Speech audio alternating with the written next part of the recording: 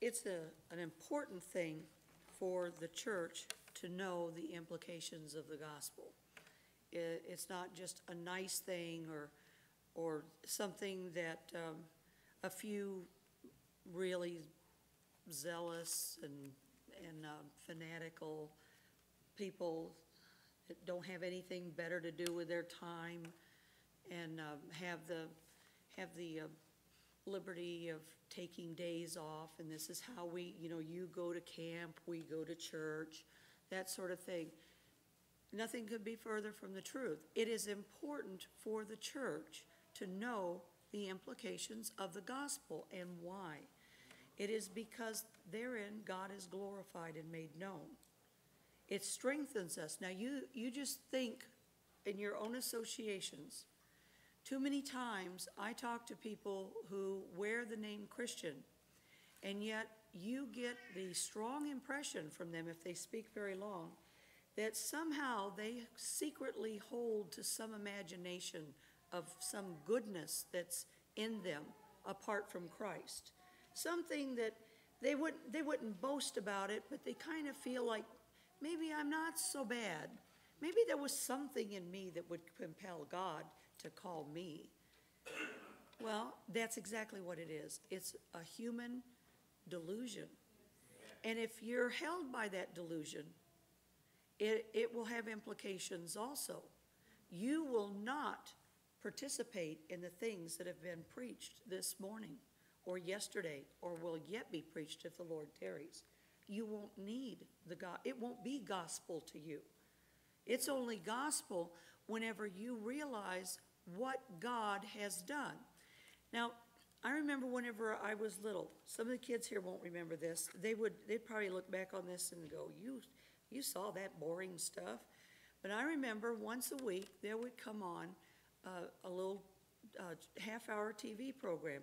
And it was really when the cowboys, the good ones wore the white hats, and the bad ones really did wear the black hats. And you could count on the bad guys to do bad things, and you could count on the good guys to do good things. And I would get so frustrated because the bad guys didn't play fair. They would always shoot somebody from behind, or they would lie, or they would do things. And the good guy, what would frustrate me, is the good guy would know it, and yet he would still play by the rules. And I go, how is he going to win?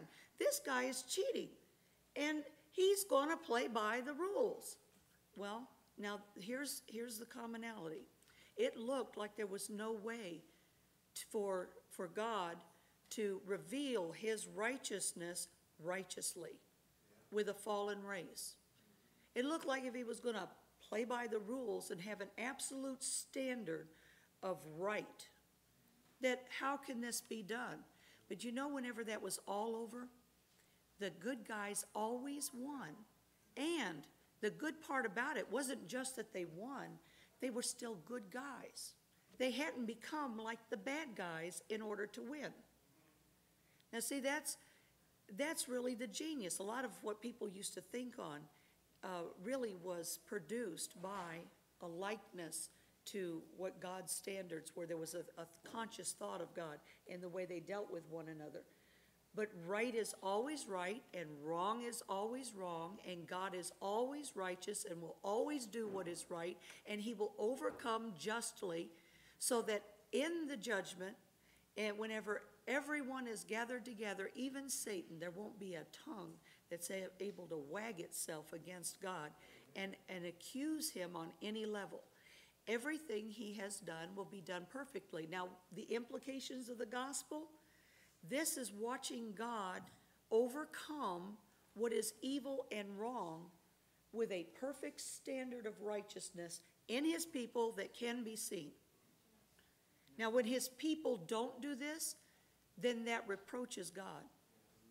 But whenever we see the implications of the gospel, we live by the implications of the gospel, we enter into the life that is given to us through this gospel by Jesus. And the whole thing is by Jesus. This, like I said, this delusion of human goodness. What we've heard this morning is the truth, that all flesh is, when Paul said in me, that is in my flesh, there dwelleth no good thing. That's exactly what he meant. Not even a little molecule, not an atom, not a subatomic particle, not things we haven't even learned about yet because they're so small. Nothing. It's a perfect zero. And so everything that we were had to be expunged so far as entering into the kingdom of heaven. Everything. And God, we are the creation of God, created in Christ Jesus unto good works. The new man is the only one who can do a good work because he's the only one associated with a good God. Amen. And so we can encourage ourselves that instead of looking around us, we look up and we behold Jesus. As long as we behold him, he will work in us to do his righteousness and to perfectly accomplish this salvation, not only in the church aggregate, but in us as individuals. And so I thank the Lord that he didn't have a work that he didn't share with us. It's thrilling to have God open up to your understanding in any measure and in increasing measure as the body works together for us to perfect one another's understanding. I appreciate Sister Logan and Brother Judah.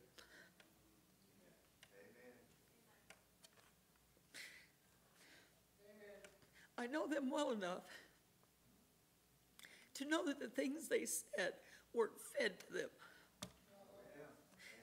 Now, they benefited from the knowledge of their parents and the brethren. Nobody told them what to get up there and say.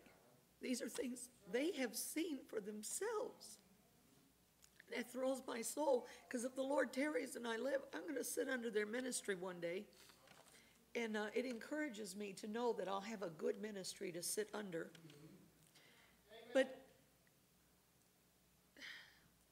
the environment of today's present church has a very stagnating effect. It does. And the knowing the gospel will protect us against the things that would kill our faith.